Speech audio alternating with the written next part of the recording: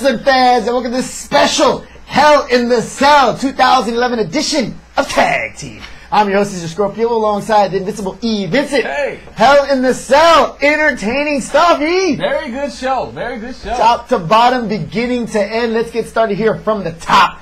First thing we had was The Miz and R-Truth come from the audience crowd, sit down in the front row, and John Laurinaitis was not too fond of that. Yeah, no, Miz and R-Truth came out. They showed they had their tickets. They were paying customers. But John Laurinaitis wasn't having anything at all. He ran out there with security in tow, had them escorted away. They protested at first. They said, hey, listen, we bought our tickets. We bought our tickets. Why don't you cart away those people over there? They bought their tickets. You know, but Johnny wasn't going for it, and he took him back away with security, and the show went on. There we go, yeah. And so again, expect to see a little bit more here from The Miz and R-Truth later on in the show, which again we were not disappointed to see. After that, we had Christian versus Sheamus in a non-cage match. Again, no titles involved, just basically a stepping stone match where Sheamus used Christian as a stepping stone. Pretty much, yeah. Christian tried to stay out of the way, the big man, as much as possible, but you know you can't do that and win a match. He threw everything he basically could at him. At one point, he did some unwise things, like once he starts to get some leeway, then he just starts getting disrespectful and slapping him, which is just a big dude mad. What are you gonna slap Sheamus for? So Sheamus did the bro elbow, the bro shoulder, the bro kick, the bro everything. Yeah. So. Yeah, the bro pin. Yeah, so they ended up doing the bro pin, and that's all she wrote. So again, the victory here by Sheamus. This again propels Sheamus to bigger and better things. Not so much for Christian. I don't think we'll be hearing one more match anytime soon. I hope not, anyway. Yeah. That's not what he deserved. After that, we had Mike Striker interviewing the big old Mark Henry, and again, he keeps getting the task of interviewing this big man. He has to keep he's the mouse that keeps having to bell the cat. So, Mark Henry, how do you feel? Shut up! Yeah, exactly. That's basically it. A lot of that. So after he says, Hall of Pain, my first match. Oh, and then he did his nice little I know what impersonation of Striker. What do you think you're going to do when you get in the match? That was awesome, Mark Henry. Dang. Props and tops to you. I didn't think he could get his voice that high. Wow. That was awesome. Interesting and entertaining to see. After that, we had the Sin Cara versus Sin Cara match. Sin Cara Místico Blue versus Sin Cara Único Black. And this was a match that was entertaining here from a wrestling standpoint, but not so much for the fans because, one, there was no talking smack talk before or after this match. And two, moves we, for the most part, have already seen Místico, or I should say Sin Cara 1 or 2 do already. Yeah, and that's the thing. From a wrestling standpoint, it's kind of distinct from what you usually see in the WWE. But on the other hand, for a Sin Cara match, these are moves that you've seen before. So, people started chanting "boring, boring" during the match, and it's like, oh, you didn't. On one hand, it's like, I don't agree, but on the other hand, I can sort of see their point. So, if they're going to bring the lucha style, they need to, bring everything, not just the stuff we've seen before. Get some English translators. Hey, Hunico cannot do all the heavy lifting. I'm available. Sin Cara, hey, Del Rio's got Ricardo. You can have Scorpio. Just saying. Just saying. Throwing that out there. I do a killer campana, too. Anyway. Let me first off say the winner was Sin Cara. No, I won't do that to you. Sin Cara Blue. Of course, the original Sin Cara Místico ends up winning after he does a power bomb, power bomb slam on Único, the black Sin Cara, and now he earns the right to call himself Sin Cara. What Único is going to end up calling himself could be Único, could be. It sets something up for more interesting things, possibly another match, possibly a best 2 out of 3 falls on Monday night, something like that. That'd be interesting to see. Yeah, it could happen. We'll see. Things get better from here.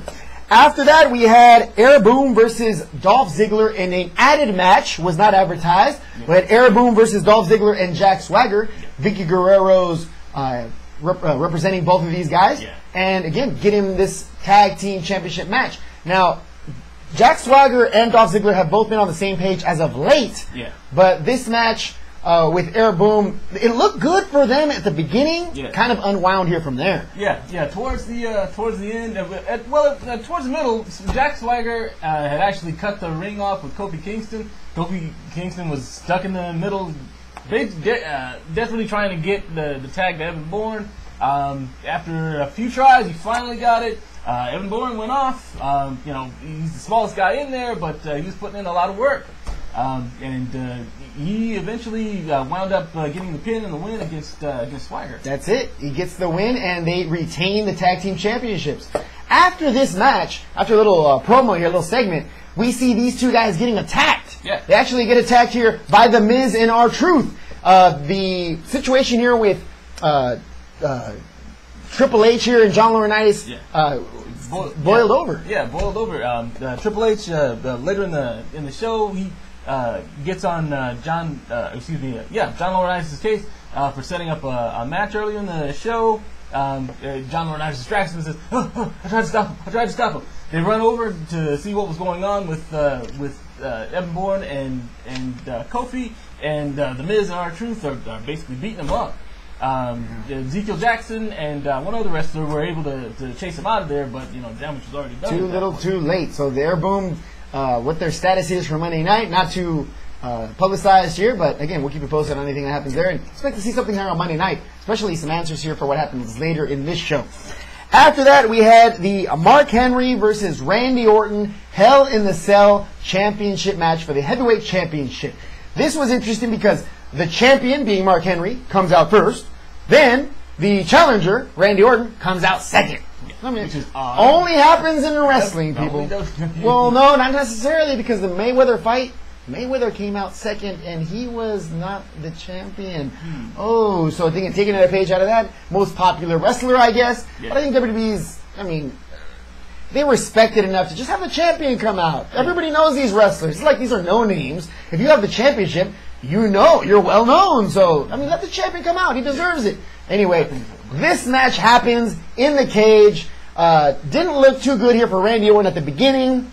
Kind of at the middle did. But then Mark Henry squashed all that noise and retains the championship belt. Yeah. Randy Orton was making a dent. It went back and forth for a little while, but Randy Orton did manage to get the RKO. Did it? He did hit it, but Mark Henry kicked out of it. Never been done.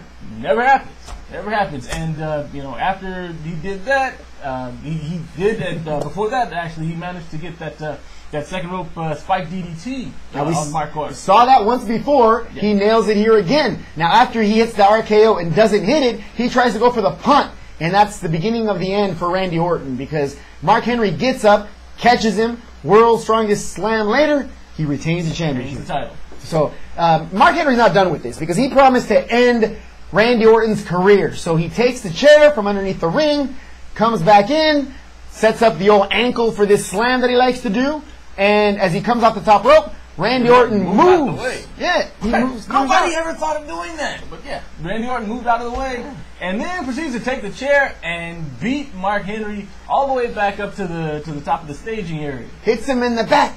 Hits him in the front. Hits him everywhere. And then he decides Mark Henry kicks him. Yeah. Kicks him in the junk. Mark Henry had fallen down. Gave him a good solid kick to the dingleberries and then ran away. Yeah, after the shot to the great nuts, it's all over and they play Randy Orton's music. He didn't win the match, but whatever. Hey, you can play your music. I got the belt. Now what? Whatever. After that match ends, we had Josh Matthews interview Alberto Del Rio, where he says, "It's my destiny to be the champion," blah, blah, blah. Now, we heard this before here at Night of Champions, and he lost to John Cena. So, would it be the same? Tune in. Here we go. After that, we had Cody Rhodes come out to introduce his new Intercontinental Championship belt to the public. Now, which belt? He is the Intercontinental Champion, but he brings back the white, beautiful belt shared by Ricky the Dragon Steamboat, Macho Man Randy Savage, Stone Cold, Bret Hart. Classic wrestlers carrying this championship belt. Ultimate Warrior. Come on, man. The list goes on. So he's saying this is going to be the new and improved Intercontinental Championship belt. But as he's saying that, here comes John Laurinaitis saying, "Hey, Well, he also said that he was going to he challenged anybody all comers. Yeah, anywhere, anytime, any place. He's the challenge. He's the Intercontinental Champion of best of all time. He's going to challenge anybody. Again, he won't turn down any challenge. And John Laurinaitis calls him on it. He comes out and says, "Hey, you have a match tonight, right now, against this man." And here comes John Morrison to the ring. He's stating that Triple H set this match up. Here we go. It was not fair. Here comes, here is Cody Rhodes dressed in slacks, dress shoes. Jacket. Yeah, the whole nine. And he doesn't have any time to change. Of course, there's not going to be any moves from the top rope with those shoes. Nope, not at all. At the same time, what does this say about Cody Rhodes and the Intercontinental Championship reign that he's having right now? Even though dressed like that, he still sticks it to this guy, John Morrison, and retains the belt to keep his beautiful new Intercontinental Championship. Yeah, it says that he's rock solid champ, and he's as good as he says he is. And, you can't take that away from him. No, kudos here to the man, Cody Rhodes. Great to see that belt back, and great to see you retain the championship. After that, we had the Divas Championship match. Beth Phoenix with Natalya versus Kelly with Eve Torres. Now, this was, again, a third-time match. Yeah. It felt like it was, again, Christian, one more match. That sounds like the same thing that Beth Phoenix was saying here to Triple H, apparently. So this match ends up finally being the match where Beth Phoenix gets over the hump after cheating to get the belt. Yeah, see, that's the part. That's the role of the heavy. At one point, Beth Phoenix got Kelly in that crazy leg crippler move that Natalya's been using over the last couple of weeks. And while she's got her yoked up, Natalya gets on the microphone and says, "Yes, right, scream, cry, continue to cry. I bask in the majesty of your tears." And while after the ref makes Beth Phoenix break the hold and talking to Beth Phoenix, Natalya clocks Kelly with the microphone. Yeah, the referee didn't hear that. Boom. Yeah, the PA system. The mic was on. Ref, whatever. Yeah. Anyway, after that happens, the actual Glam Slam is applied on Kelly, and we have a new Divas champion. It looks like Beth Phoenix was actually crying. She had her first championship here, Divas Championship. Oh, even though it was tainted, she still wins it. So congratulations. She should have won it in Buffalo. Yeah. But no, she wins it here. Whatever. It is what it is. We'll move on here. We'll see what the direction the Divas division goes from here. Hopefully Kelly doesn't disappear, because usually when a champion like that wins it and loses it, they're gone for a while. Don't go anywhere, Kelly. Please, don't. We'll see. One more match for Kelly. Everybody, one more match. Anyway, after that match, we had the main event. Triple threat match between CM Punk, Alberto Del Rio, and John Cena. Now, this was a match that I was expecting to be great. Yeah. It was great. And it was as advertised. Now, the beginning of the match was pretty much Alberto Del Rio running around the ring, trying to avoid CM Punk and John Cena. Yeah, John Cena and CM Punk both came after him. He tried to stay out of the way and let these two tee off on each other for a little bit. At one point, CM Punk ended up on the stairs, daring John Cena to come at him. While he's up on the stairs, he gets blindsided from one side by Alberto Del Rio right into the cage. Got cut up all on his back from that. And the match continued. It went back and forth a few times. At one point, John Cena, Ricardo, manages to knock out the referee that was holding the key on the outside, unlocks the cage, and runs in there with a metal pipe like he's going to try and do something. John Cena catches him coming in, knocks him out, takes him outside the cage, and gives him the attitude adjustment on the outside of the cage. At which point Alberto Del Rio grabs the keys. He grabs a steel pipe, knocks John Cena out, grabs the lock, locks himself back inside the cage, so it's just him and CM Punk and the refs. And then takes those keys and sticks them underneath the ring so nobody else can get them. After he does that, in front of John Cena, by the way, because John Cena by this time comes to and tries to get into the ring and realizes, hey, wait a minute, I'm on the outside. I can't get in. Anyway, the real recognizing, I got steel pipe and you can't do anything about it. Bam! Tries to hit John Cena, but of course he's on the other side. John Cena just stares him down. And as CM Punk leans over the ropes, There it is. Oh. Hit to the head in front of John Cena, but the ref wasn't looking. What's the ref looking at? Who knows? You know how this is. So anyway, he goes back into the ring. By that time, after he was going ha ha ha to John Cena, he goes back into the ring, and CM Punk comes too. Tries to get him in to go to sleep, and here comes the real kick in the stomach, and then in the head. And that is pretty much it. Gets him in the pin, and the match is over. So again, this was an entertaining match to see the new champion Alberto Del Rio get his championship. Now two-time WWE champion. Now once this happens, the cage starts to come up, and two guys slip in. The controller sees it and slams it back down again. Yeah. But these two guys are The Miz and R-Truth. And they both brought in the steel pipes. They start teeing off on everybody. John Cena was able to get back inside during that time when the cage came up. They tee off on him. They tee off on Alberto. They tee off on CM Punk. They tee off on the referees. Basically, they just beat everybody senseless. Going to town on everybody in there, mama. So, yeah, after the whole roster, WWE comes out and starts hitting the cage. It looked like one of the scenes here from Scarface at the beginning. Exactly. The compound. Anyway, they're all hitting this cage here, and they can't get in, they can't get out, and they finally get security out. Everybody's on the outside looking in. I mean, everybody from Teddy Long, Jack Swagger, Sin Cara, Evan Bourne. I mean, the whole lot. Everybody.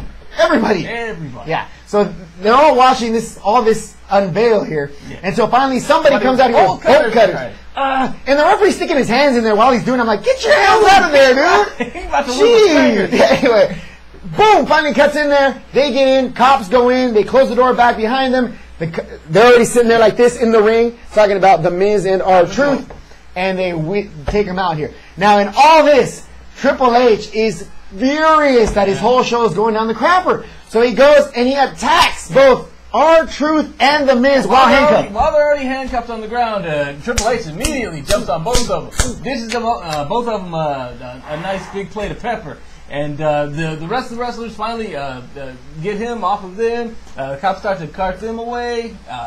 Just mayhem. And it all goes to hell! Right at the end. In a cell. Anyway, since this was the end of the pay-per-view, questions come up here. What's going to happen on Monday Night Raw, which is awesome. I mean, seeing pay-per-views end like that make you, oh man, I wish it was longer. I wish it was longer. Exactly. Yeah, anyway, this is going to be interesting to see here what happens here on Monday. And again, on SmackDown, but again, on Monday, definitely. Yeah. See what happens here with all of this. Can't wait. Anyway, that's the way this thing ends. Hopefully you guys enjoyed it as much as we did. And again, stay tuned here for the Monday Night Raw review and our show here, Monday Night Raw WWE review. From myself, Cesar Scorpio, Invincible E, Vincent. Thank you very much for watching. See you guys on Monday. Take care.